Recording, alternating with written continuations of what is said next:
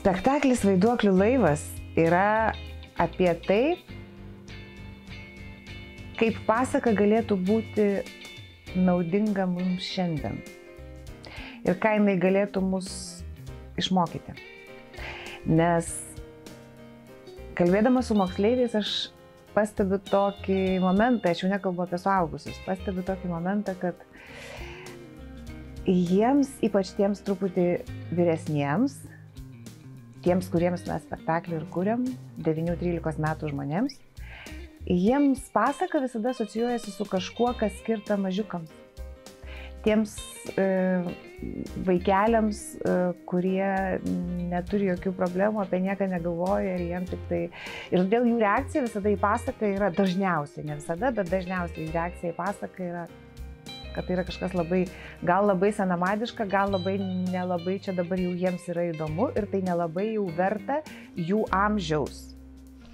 Va, o mes kalbam apie tai, kad pasaka ypač šiandien, gera pasaka, ar tai būtų liaudies pasaka, ar tai būtų literatūrinė pasaka, jinai gali būti mums labai, labai naudinga ir labai mes galėtumėm daug ko ten išmokti. Arba tiesiog atsigręžti, mes viską lyg ir žinom, bet nesivadovaujam tai išmintim, kuri mums kažkada jau yra perduota.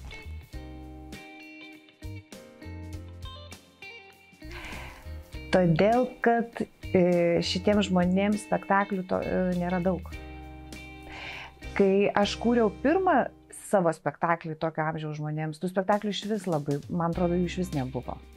Ir tada tuos žmonės, kurie jau išaugę iš pradinukų ir darželinukų, bet dar nėra paaugliai, jie tarsi likdavo tokie pamestinukai, ta prasme, kad neaišku, kur juos vesti.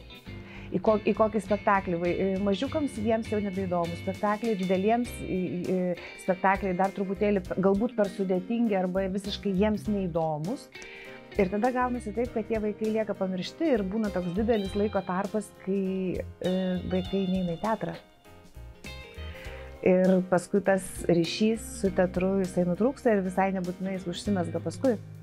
Ir visai nebūtinai jisai užaugęs norės ateiti į teatrą, o mes visi norim, kad teatro žiūrovų būtų ir kad ta mūsų visuomenė kažkaip domėtųsi teatru, kad jo reikėtų.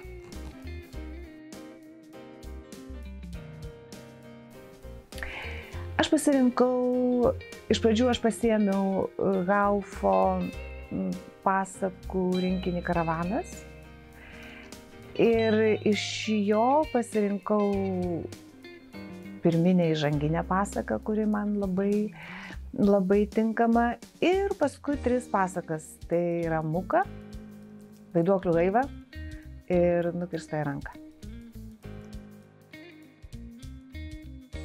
Aš nežinau, pasakos teatre labai svarbios, apie tai ir mūsų spektaklis. Net ir teatre taip jų yra, bet aš pati juokiuosi iš savęs, kad aš jau pristačiau spektaklių vaikams, jaunimui, suaugusiems, labai daug ne pagal pasakas. Aš daug statau vaikams ir jaunimui, bet didžioji dalis jų yra ne pagal pasakas. O pagal kažkokias istorijas, kurias arba pati sukuriu, arba kažkur iš aplinkos paimu, arba kad ir pagal kokią nors knygą ir jos siužetą, bet pasakas kaip po tokias, ir aš pati ir teatre jos nėra dabar labai dažnos. O man atrodo, kad dabar kaip tik atėjo laikas, kai reikia jas atsigręžti. Mes dabar gyvenam sudėtingą laiką. Mes gyvenam tokiu metu, kai aplinkui karas, kai žmonės vieni kitus labai linkę dėti lentynėles, kabinti etiketes, vieni kitus bausti, keršyti arba kažkaip nekęsti. Ir kai ypač suaštrėjusios tokios tie turto, valdžios įtakos, troškimo momentai. O pasakose, ypač Haufo pasakose, apie tai labai daug yra, apie pasekmes, kas nutinka po to, kai žmogus taip labai įninka į pinigų valdžios troškimą, į paveldėtą kerštą. Ir dabar pats laikas atsigręžti tas pasakas.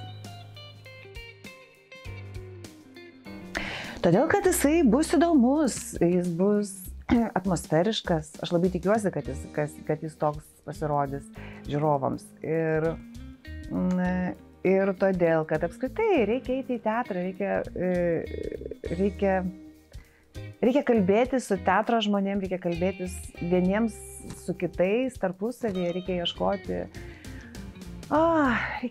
išeičių, reikia ieškoti kažkokių kelių, kaip padaryti, kad tas pasaulis pagerėtų. Aš visą laiką taip kalbu labai optimistiškai, o šiuo metu yra toks etapas, kai aš galvoju, kad žmogus labai nelinkęs mokytis iš istorijos, iš patirties, iš daugelio dalykų ir kartais taip pesimistiškai pagalvoju, kad ir mes, kurie nieko čia tų žmonių niekaip neįtakojam ir tas pasaulis nesidaro geresnis, bet aš labai tikiuosi, kad jūs ateisit į spektaklį ir rodysit visiems ir savo, ir man, kad mes galim kažkaip gyventi geriau, taikiau gal, taikiau. Ir su savimi ir su kitais.